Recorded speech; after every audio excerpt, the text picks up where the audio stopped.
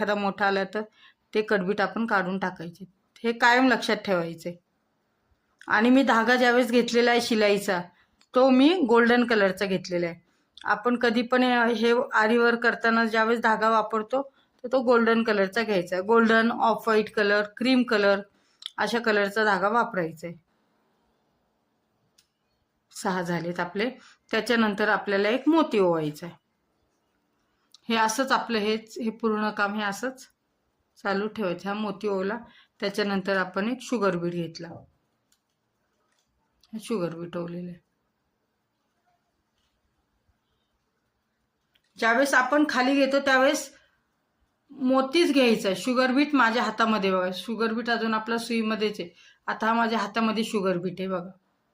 sugar beet आपण ओवताना आहे ना शुगर बीट बाजूला ठेवून बाकीच्या मधनं सुई